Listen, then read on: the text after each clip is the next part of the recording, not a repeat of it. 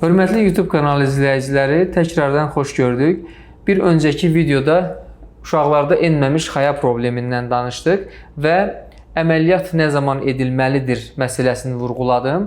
İndi isə yenə bu mövzuda olan suallara cavab olaraq çəkilişimizə davam edirik və burada xüsusilə yerində olmayan, ümumiyyətlə əl ilə hiss edilməyən, yəni uşaq doğulur, müayinə edilir, ya bir tərəfdə heç xaya yoxdur, ya da iki tərəfdə heç xaya yoxdur, ümumiyyətlə izlənilmir. Yəni enməmiş xaya deyil də ümumiyyətlə izlənilmir. Bu halda nə edəcəyik? Əgər iki tərəflidirsə, misal uşaq doğulubdur, misal üçün onun heç bir xayası əllə müayinə edilə bilmir, neonatoloq tərəfindən də görülmür. Bu zaman bu uşağa ilk olması gerəkən şey uşaq endokrinoloqun, yəni evə göndərildikdən sonra uşaq endokrinoloq həkiminin müayinəsidir. Nə ola bilər? Qarışıq cinsiyyət ola bilər, ikili cinsiyyət ola bilər, DZD deyirik bunlara və yaxud da xaya həqiqətən qarın içərisində olmuş ola bilər, hər iki xaya. Bunun üçün endokrinoloqların etdiyi bəzi müayinələr var, bəzi hormon testləri var. O testlərin nəticəsinə görə onlar bizə deyirlər ki, bu uşağın xayası var ya yoxdur. Əgər o testlərdən sonra kişi hormonlarının səviyyəsi qanda yüksəlirsə, onlar xəstəni bizə təkrar göndərir ki, bu uşağın xayası var, böyük ehtimal qarın içərisindədir.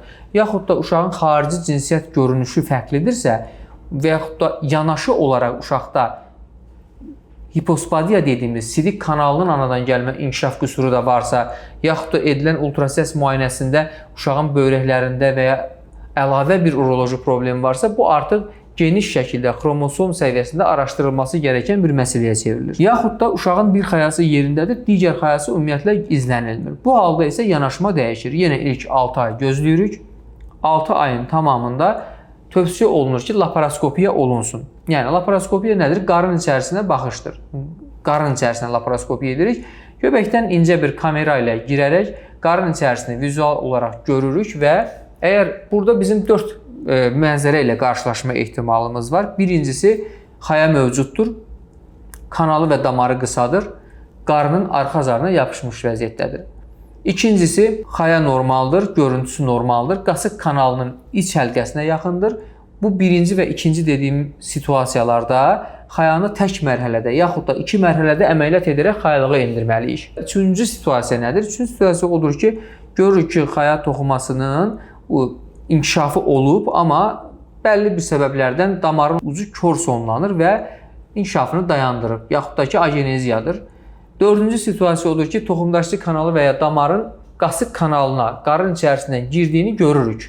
Və qasıq kanalından da əlimizlə palpasiya elədiyimiz zaman çöldən çox kiçik bir toxumanı hiss edirik. Bu o deməkdir ki, xaya olubdur, qasıq kanalından içəri giribdir, xayalığa enmə prosesində bilinmədiyi bir səbəbdən inkişafını dayandırıbdır. Və bu bilinməyən səbəbin ən sıx səbəbi isə xayanın hamiləlik vaxtı torsiyonu dediyimiz, yəni damarı üzərində burulmasıdır.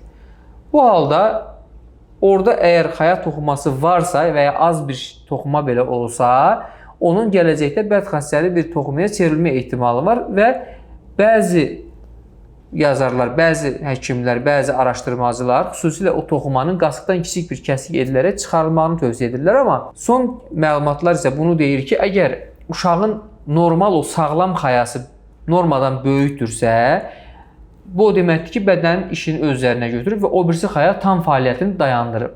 Və orada da çox xaya toxuması və ya kalsifikasiya olunmuş, yəni daşlaşmış bir toxuma görülmürsə, heç onu çıxarmağa belə tövsiyə edilmir. Yəni sadəcə təqib olunmağı tövsiyə olunur. Bu baxımdan biz bu prosedura başlamadan öncə mütləq şəkildə ailələrə bu haqda məlumat veririk. Digər bir məsələ isə bu tip problemi olan uşaqların gələcəkdə hansı problemlər yaşaya biləcəyi ilə bağlıdır. Cinsiyyətlə bağlı, övlad olma məsələləri, yaxud da ki, gələcəkdə bu uşaqlarda hansı dərəcədə psixoloji travmalar ola bilər. Bu haqda isə bir sonraki videoda ətraflı məlumat verəcəm. Təşəkkür edirəm dinlədiyiniz üçün, sağ olun.